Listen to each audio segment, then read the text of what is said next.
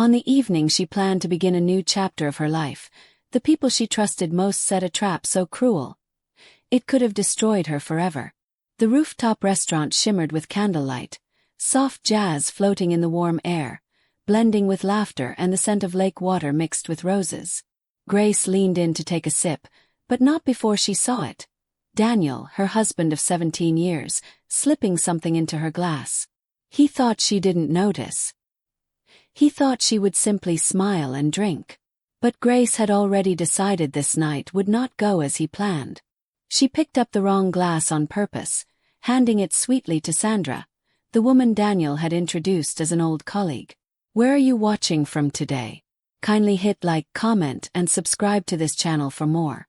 Sandra smiled, unaware she now held the drink meant for Grace. The guests kept laughing, glasses clinking under the golden lights. A waiter passed by with a tray of oysters, the smell of citrus in the air. Grace's heartbeat was steady, her expression calm. But inside, her mind replayed the clues she had been collecting for months. The lies, the late nights, the perfume that wasn't hers. Grace was 50 years old, a respected financial advisor in a J town. For nearly 2 decades, she had been the planner in the family. Logical, loyal, the one who kept their life in order. She had believed she and Daniel shared not just a home but a vision for the future. Together they had built a life of comfort. A beautiful house in Oak Ridge Estate, a daughter named Ruth, now 14, who was as sharp as her mother and as warm as her father used to be. There had been Sunday brunches, evening walks by the lakeside, and anniversary trips every February. But that was before the cracks began to show. 3 months earlier, Daniel came home late on a Monday night, claiming a board meeting had run over. But instead of smelling like the office, he smelled faintly of cloves and vanilla, a perfume Grace had never worn. "I thought you hated working past 6, she said, handing him a reheated plate of dinner. He smiled and replied, "New investors from the East Coast, they talk forever." She nodded, but a small unease began to grow in her chest. It was the first time she realized something might be wrong. The second time she noticed his gym bag. Instead of workout clothes, it held a silk shirt and polished brown leather shoes. When she asked, Daniel shrugged it off. "I keep a backup for last-minute meetings," he said. But in 17 years, he had never once needed a backup wardrobe. The third time was harder to ignore. A text message that flashed across his phone one Saturday morning while they were making breakfast for Ruth. "Still can't stop thinking about last night," it read, ending with a heart emoji. Daniel grabbed the phone so quickly he nearly knocked over the coffee pot. He laughed it off, claiming it was from Seth in procurement, being dramatic after a bad dinner date. Grace wanted to believe him, but deep down she knew she couldn't. From that day, Grace began to watch more closely. She noticed how Daniel stepped out of the room whenever his phone rang, how he wore cologne on random weekdays, and how he started locking his briefcase at night. Ruth noticed too. One evening while helping her with homework, Ruth asked softly, "Why is Dad always smiling at his phone?" Grace forced a smile. "He's just busy, honey." But inside, her resolve hardened. She would not confront Daniel until she had proof. 2 weeks later, Daniel mentioned someone new. Sandra, an old co-worker from his time at Unity Hospital. He said it casually over dinner, slicing into a pear as if it meant nothing. "She's just back in town for a short while," he explained. Grace raised an eyebrow. "Funny, I've never heard you mention her before." He shrugged. "She left before you and I got serious." Grace let it slide, but the way he said her name felt too smooth, too practiced. A few days later, Grace stopped by Daniel's office to drop off a document he had forgotten. To her surprise, his secretary looked puzzled. "I thought Daniel was working from home today," she said. Grace smiled politely and left, but her mind was already racing. That evening, Daniel announced he was changing his phone passcode because of new company security policies. She didn't argue. She just noted the change, adding it to her growing mental file. The real turning point came when Grace was flipping through Daniel's event planner one night. Under the anniversary dinner menu notes, She saw a line in his handwriting. Sandy loves citrus. Sandy, short for Sandra, was not the caterer. It was an intimate nickname, the kind used by someone who shared secrets. Grace didn't confront him. Instead, she started preparing for whatever truth might come next. She knew she would need more than suspicion. She needed undeniable evidence. Her chance came when Daniel left his laptop on the kitchen counter one afternoon. The screen was still open to his email. Grace hesitated, then saw a subject line that froze her in place. Reminder, dosage instructions. It was from a pharmacy she had never heard of. She clicked. The email was brief and clinical. As discussed, the liquid compound should be administered no more than 2.5 milliliters per drink. Causes dizziness, confusion, disorientation. Not detectable in standard panels. The date matched a day Daniel claimed he was in Lacoma Town meeting a supplier. Grace's hands trembled as she downloaded the email to a USB drive she kept hidden in her desk. Something far darker than an affair was unfolding. Grace dug deeper. In a temporary files folder, she found a screenshot of a text conversation between Daniel and Sandra. "She'll be out before dessert. You just need to keep her talking," Daniel had written. Sandra's reply made Grace pause. "Are you sure it won't hurt her?" Daniel's answer was chilling in its simplicity. "Just slows her down. No one will suspect. Then we talk options." Options for what?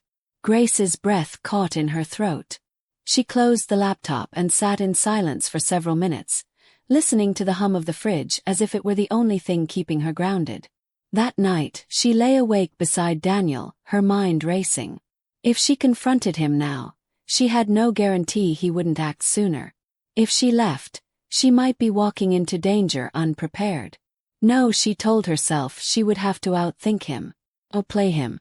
And when the moment came, she would make sure there was no doubt about who he really was. She began preparing her case. She copied every file, the pharmacy emails, the texts, the retreat booking with Sandra's name, even photographs of Daniel and Sandra together, onto 2 separate USB drives. One she kept in her office, hidden inside an old file folder. The other, she tucked into a hollow compartment in her clutch. She also set up her old phone with a camera app that could record discreetly from her handbag. 3 days before the anniversary dinner, Grace visited her lawyer in a J town. She didn't share all the details, but she explained enough for the lawyer to understand the danger. "If you don't hear from me by midnight on the day of the dinner," Grace said calmly, "I want you to file an emergency petition and freeze all joint assets." The lawyer nodded, her expression tight with concern. On the day of their 17th anniversary, Grace woke before sunrise. Daniel was already gone, leaving a note on the counter that read, "Meeting ran late. See you tonight. Wear something gold." She stared at it for a moment before crumpling it in her fist. By mid-morning, she had encrypted her evidence files and stored them in 3 locations, one at her office, one in the venue sound system, and one set to email automatically at 10:15 p.m. By noon, she arrived at the rooftop hotel venue. The lake stretched out like glass beyond the railing, reflecting the soft shimmer of fairy lights. The event coordinator bustled about, arranging silver-rimmed glasses and golden table runners. Grace greeted her warmly, then slipped behind the DJ booth when no one was looking. She opened the back panel of the speaker console and taped one of the USB drives deep inside. By 5 p.m., the guests began to arrive. Grace wore a gold satin gown that hugged her waist and fell in a soft flare to her ankles. Her hair was curled loosely and draped over one shoulder. She looked every bit the elegant, loving wife. Daniel approached with a glass of champagne in hand. "You look stunning," he said, kissing her cheek. "So do you," she replied, her voice steady. Behind him, Sandra entered in a deep green dress, her hair pinned up, her smile practiced. Sandra embraced Grace warmly, her perfume sharp and cloying. "I'm so glad you could make it," Grace said, her voice like silk over steel. The dinner began with speeches. Daniel charmed the crowd, telling stories about their life together, raising his glass in toast after toast. But Grace watched his every move, noting how his fingers brushed the rim of her glass more than once, how he kept checking his pocket as if making sure something was still there. At last, he leaned in and handed her a fresh flute. "This one's chilled, your favorite," he said. Grace took it but held it just long enough before turning to Sandra. "Oh, I think you got the wrong glass. Mine's the one with the thinner stem," she said sweetly. Sandra laughed and swapped without hesitation, taking a generous sip from the glass Daniel had given her. Daniel's eyes followed her closely, too closely. The rest of the dinner passed in a blur. Laughter, music, the clinking of cutlery. But when Grace stood to speak, tapping her glass with a fork, the room quieted. "My husband always says the best truths come out with champagne," she began. Sandra shifted uncomfortably beside her, her fingers tightening on the edge of the table. Within moments, her face paled, her breathing grew shallow, and her hand trembled. Daniel froze. Grace met his eyes and saw, for the first time, a flicker of panic. A hush fell over the rooftop. Guests glanced at one another, unsure whether Sandra's sudden illness was just a fainting spell or something far more serious. She coughed once, then again, her face draining of color. Daniel shot up from his seat, circling the table to steady her. "Sandra, are you all right?" he asked, his voice sharp with urgency. But Grace remained still, her eyes locked on him, a faint, unreadable smile playing at her lips. Sandra's breathing grew shallow. Her hand gripped Daniel's sleeve as if she were trying to anchor herself to consciousness. Gasps rippled through the crowd. A waiter dropped a tray of wine glasses, the shatter echoing through the silence. "Someone call for a doctor." Daniel barked, but no one moved right away. They were all watching Grace, who stood tall with her glass in hand, the picture of calm. Grace turned away from the table and walked toward the sound booth at the side of the terrace. The technician looked up, confused. "Everything okay?" he asked. "Just want to change the background playlist," she replied smoothly. He nodded and turned the dial. The large screen behind the stage flickered once, then came to life. The first image drew audible gasps, Daniel and Sandra kissing in a hotel room, the date stamp clear. 3 weeks ago, during the weekend, Daniel claimed to be in Lacoma Town for a conference. The second image appeared, a screenshot of the pharmacy email detailing dosage instructions. Then came the third, a cropped image of their text exchange. "She'll be out before dessert. No one will suspect." Whispers turned into cries. Chairs scraped against the floor as people leaned forward for a better look. Some covered their mouths, others shook their heads. Daniel's face blanched as he stared at the screen. "This is a lie," he started, but his voice cracked. Grace's voice cut through the noise, calm and clear. "I believe the police will arrive any moment now," she said. "And in case I disappear, copies of this evidence have already been sent to my lawyer." Right on cue, the wail of sirens rose from the street below. Blue lights danced across the terrace as 2 officers stepped forward. "Grace Emanuel," one asked. "Are you safe?" She nodded and handed him a small USB drive identical to the one hidden inside the speaker console. Daniel stood abruptly, his chair toppling over. "She's framing me." Sandra must have had an allergic reaction. Grace's gaze was steady. "Then why," she asked, "did you order a custom compound in her name?" For a fraction of a second, Daniel's mask slipped. His mouth tightened, his eyes darted away. It was all the officers needed. "Sir, we'll need you to come with us for questioning," one of them said firmly. Daniel backed away. "You can't. This is a misunderstanding," he shouted, but before he could take another step, a second officer moved in. Sandra, still slumped in her chair, groaned weakly. The officer nearest her called for paramedics. Daniel made a sudden break for the exit, but he didn't get far. The second officer caught him by the shoulder, forcing him down onto the marble tiles. Gasps and murmurs swept the terrace. The violinist, bow frozen midair, watched wide-eyed as the officers cuffed Daniel's hands behind his back. His tuxedo jacket was twisted, his hair disheveled, his polished image crumbling in front of friends, investors and board members. Grace stood motionless, her eyes never leaving his face. As they hauled him to his feet, the crowd parted in silence. Some guests stared in disbelief, others in quiet admiration. From the corner, Grace's friend Rebecca appeared, placing a shawl gently over her shoulders. "Ruth is downstairs with my husband. She didn't see anything," she whispered. Grace exhaled, her knees almost giving way, not from fear but from relief. More than anything had been her greatest worry, that her daughter might witness her father's fall. One of the officers approached Grace again. "You handled this better than most trained investigators," he said quietly.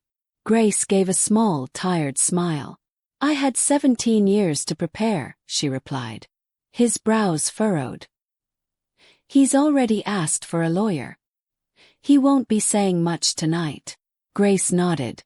"I expected that. What happens next?" The officer glanced toward Daniel, who was now being led toward the exit. "He'll be charged with attempted poisoning, fraud, and conspiracy. Possibly more if he tilted his head toward Sandra, decides to talk." Sandra was lifted onto a stretcher, an oxygen mask pressed to her lips. Her gaze found Daniel's for a brief moment, but whatever she meant to say died before it reached her mouth. The paramedics wheeled her away, and Daniel was taken in the opposite direction. His wrists bound, his head bowed. For the first time in years, Grace saw him without his armor of charm, and he looked smaller than she remembered. The crowd began to disperse. Some avoided Grace's eyes entirely. Others met her gaze with a quiet respect. The board member who once toasted Daniel's unshakable integrity stood frozen, his wine glass trembling in his hand. The rooftop, so recently filled with music and laughter, now felt like a stage after the curtain had fallen, littered with half-empty glasses, crumpled napkins. Rebecca stayed close to Grace, guiding her toward the terrace edge where the cold night air brushed against their faces. "You're safe now," Rebecca murmured. Grace shook her head slowly. "Safe, yes, but nothing will ever be the same." They stood together in silence, looking out over the dark water where the city lights shimmered faintly. The following morning, the story broke across every major news outlet. CEO's anniversary poison plot foiled by wife. Grace's phone buzzed nonstop. Reporters, distant relatives, old classmates. She ignored most of them, answering only the call from her lawyer. "They've charged him formally," the lawyer confirmed. 4 felony counts, no bail for now. "The evidence is airtight." Grace thanked her, her voice steady, though inside the realization was still settling. Trial was swift. Sandra testified, admitting she had been drawn into Daniel's scheme under the guise of solving a financial dispute in his marriage. The court heard the recordings, saw the images, and read the pharmacy emails in black and white. Daniel's defense crumbled in weeks. In the end, he accepted a plea deal: 5 years in prison, no parole, and forfeiture of his stake in Sunwave Holdings. Grace attended the sentencing, sitting in the back row. When Daniel was led out in handcuffs, he didn't look at her. She watched him disappear through the side door of the courtroom, and it struck her that she felt neither triumph nor sorrow, only a deep, unshakable clarity. The man she had once trusted with her life had become a stranger long before she realized it. After the trial, Grace sold the house in Oak Ridge Estate. She and Ruth moved into a smaller apartment closer to Ruth's school. They built new routines: Saturday morning pancakes, evening walks to the park, and the occasional painting session in the living room. Slowly, the shadows of the past began to lift, replaced by the quiet comfort of a life rebuilt. People still whispered when Grace walked into a room. Some looked at her like she was dangerous, others like she was brave. She learned to accept both. "Perfect's easy to fake," she told Rebecca one afternoon over coffee. "What's hard is living with the truth." Late one evening after Ruth had gone to bed, Grace stood by the window, looking out at the city lights. She thought about how close she had come to drinking that glass, about the years she had spent in the shadow of Daniel's charm, and about the moment she chose survival over silence. She whispered to herself, "You won't win, Not as a warning to him, but as a promise to herself. A promise that she would never again let anyone write the ending to her story but her. Weeks turned into months. Daniel's name faded from headlines, replaced by newer scandals. Grace focused on her work, taking on only clients she trusted. She spent her evenings helping Ruth with homework or experimenting with new recipes in their small kitchen. Life was quieter now, but the quiet was not empty, it was healing. Sometimes the memories still came. The night air on the rooftop, the glint in Daniel's eyes when he handed her the glass, Sandra's sudden gasp. Grace didn't push those thoughts away. She let them come, let them remind her of how quickly trust can break and how courage can rise in its place. One afternoon, she visited the art store and bought paints, brushes, and a blank canvas. It had been years since she had painted, but as the color spread across the surface, she felt pieces of herself returning, the parts she had set aside to fit into Daniel's world. The strokes were bold, unafraid, like a woman reclaiming her space. Rebecca often reminded her, "You didn't just survive, Grace. You rewrote the ending." Grace would smile at that, knowing it was true. She had taken the moment meant to end her and turned it into the moment that set her free. Ruth never asked for all the details, but one evening while they watched a movie together, she said softly, "Thank you for staying." Grace's throat tightened. She kissed Ruth's forehead and whispered, "Always." That, more than any courtroom victory, was the real win, keeping her daughter safe and giving her a future untainted by Daniel's shadow. Months later, Grace received a letter from Daniel in prison. She didn't open it. She placed it in a drawer, unopened, and went on with her day. Some things didn't need to be read to be understood. She already knew what it would say. Excuses, half-truths, perhaps even an apology. None of it could change what had been done. Sandra, too, vanished from public view. Word reached Grace that she had moved to another country, perhaps to escape the shame. Grace didn't waste time wondering about her. The past had taken enough of her life. She wouldn't give it any more. As the first anniversary of that fateful night approached, Grace stood on her balcony, watching the sunset bleed into the horizon. She raised a glass, this time filled only with sparkling water, and toasted silently. "To survival," she murmured, "and to never doubting my instincts again." In a J-town, people still told her story in hushed tones. Some called it revenge. Others called it justice. Grace knew it was neither. It was clarity. The moment she stopped waiting for someone else to save her and realized she had been her own witness, her own defense, her own weapon all along. And so, Grace's tale became more than just an account of betrayal.